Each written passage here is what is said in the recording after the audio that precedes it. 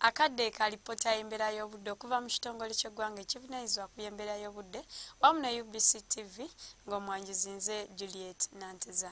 Enkuba yo yeeyongeredde ddala okkendeera mu bitundu by'eggwanga ebisinga obungi era nga bwe tukyala ku kifaananyi ekyo ekyakubiddwa ku ggwanga lyaffe ekiraga nga mu biseera eby'okumakya ssaako n'olweggulo akasana kayase ate nga bwe kakubakubamu nga kino kyavudde ku mukubo gw'enkuba okusenvula ne gudda mu bukiikakkono okuva ku ggwanga lyaffe.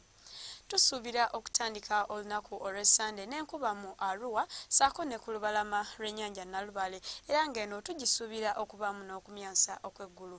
Olwo ebitundu ebisigadde akasana kasuubira okwaka ate ewamu nga bwe kakubakubamu.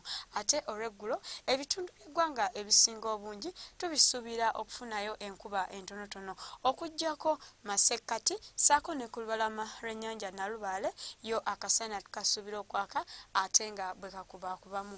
Nga n'olw'embeera eno ebbugumu mu bitundu by'e Karamojja tuyisuubira okutuuka ku degrees 31 ate Kampala ssaako ne Milano ebbugumu tuyisuubira okutuuka ku degrees 28. Olwo ne mu nsozi ez'e Kabale ebbugumu tuyisuubira okutuuka ku degrees 26. Bwe tukyako ku bibuga ebimu ebyebunaayira mu Lagos amu ne mu Addis Ababa tusuubirayo namutikwa w'enkuba ng'alimu n'okumyansa okw'eggulu. Olwo yo mu Washington, London, Moscow amu ne mu Nairobi tusuubirayo enkuba.